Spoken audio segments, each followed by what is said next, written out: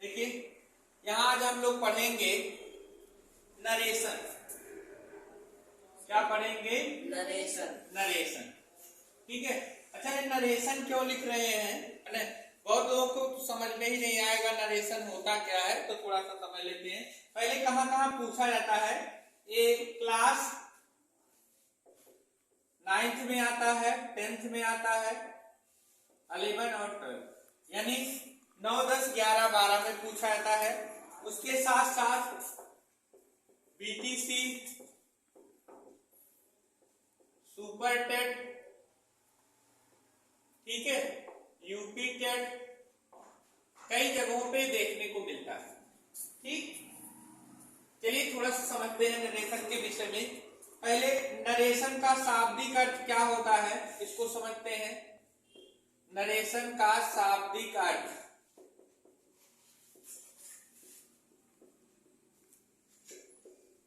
Narration का शाब्दिक अर्थ, narration का शाब्दिक अर्थ जो होता है वो होता है कथन। नरेशन का शाब्दिक अर्थ क्या होता है? कथन होता है। ठीक है। और नरेशन को हम और कई नामों से जानते हैं, जैसे असरेशन, स्टेटमेंट और डिक्लेरेशन। ठीक है, स्टेटमेंट कह सकते हैं या फिर डिक्लेरेशन कह सकते हैं। शांत रहो, क्या कर रहे हो, समझो। ठीक, यहाँ पे देखेंगे नरेशन के दो पार्ट हो जाते हैं। नरेशन के कितने भाग होते हैं? 2 भाग। ठीक है। पहला पार्ट है डायरेक्ट नरेशन और दूसरा है इनडायरेक्ट नरेशन।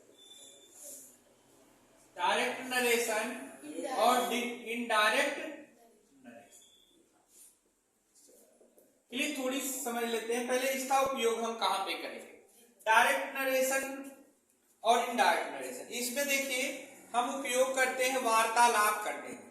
जैसे मान लीजिए आपसे कुछ कहा गया, आपसे कुछ कहा गया, आपसे यदि हम कुछ कह रहे हैं, जैसे मैं खाना खाऊंगा, मैंने कहा आपसे कि मैं खाना खाऊंगा, तो आप जब जाके घर कहेंगे सर जी कह रहे थे कि मैं खाना खाऊंगा। ठीक, या अपने भाषा में कह सकते हैं कि सर जी कह रहे थे कि वह खाना खाएंगे। समझ में आया? तो देखिए दो प्रकार से हम कथन को व्यक्त कर सकते हैं। ये वार्तालाप में इसका उपयोग होता है। वार्तालाप मतलब बातचीत में। ठीक है। डायरेक्ट नरेशन, इसको हिंदी में बोलते हैं प्रत्यक्ष कथन।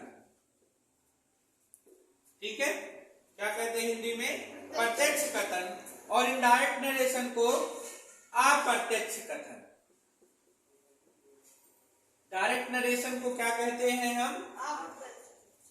डायरेक्ट नरेशन को प्रत्यक्ष कथन और इनडायरेक्ट नरेशन को अप्रत्यक्ष कथन। तो नरेशन आपके 2 भागों में डिवाइड हो गए, एक डायरेक्ट नरेशन यानी प्रत्यक्ष कथन और दूसरा इनडायरेक्ट नरेशन यानी अप्रत्यक्ष कथन। ठीक है, अब चर्चा करेंगे डायरेक्ट नरेशन क्या होगा।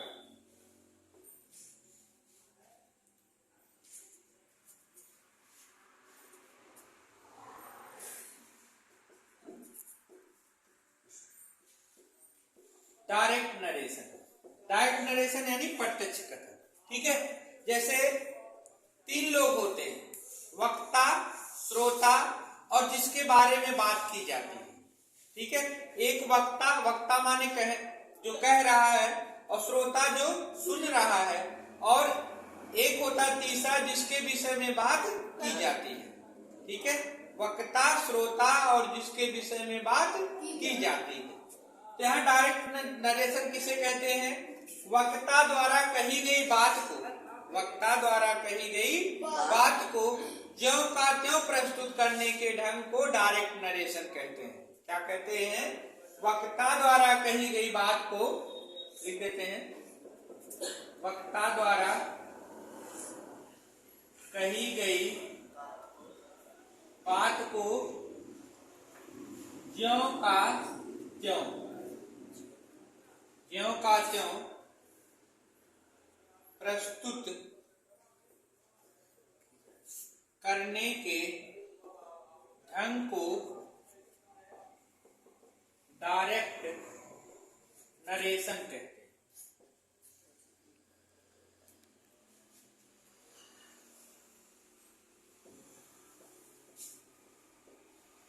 ठीक है, एक एग्जांपल ले लेते हैं। जैसे Ram said to me, comma inverted comma शुरू, I am a boy, I am a boy। ठीक है, अब बात करेंगे इनडायरेक्ट नरेशन की। इनडायरेक्ट नरेशन, पहले हम बेसिक समझ लेते हैं दोनों। डायरेक्ट नरेशन क्या होता है, इनडायरेक्ट नरेशन क्या होता है। इनडायरेक्ट नरेशन मीन्स क्या हो गया, अप्रत्यक्ष कथन। इनडायरेक्ट नरेशन मीन्स क्या हो गया, अप्रत्यक्ष कथन। तो इनडायरेक्ट नरेशन अप्रत्यक्ष कथन वक्ता द्वारा कही गई बात को अपने ढंग से प्रस्तुत करने को, वक्ता द्वारा कही गई बात को अपने ढंग से प्रस्तुत करने को क्या कहते हैं, इनडायरेक्ट नरेशन कहते हैं। वक्ता द्वारा कही गई बात को अपने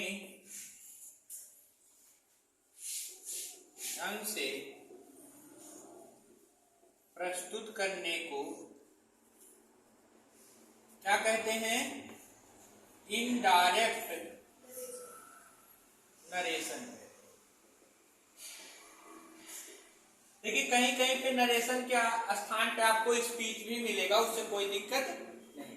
अब वक्ता द्वारा कही गई बात को अपने ढंग से प्रस्तुत करने को क्या कहेंगे, इनडायरेक्ट नरेशन। थोड़ा हिंदी समझते हैं तो ज्यादा बेटर पड़ेगा। Ram said to me, Ram ने मुझसे कहा, आई एम ए बॉय, मैं एक लड़का।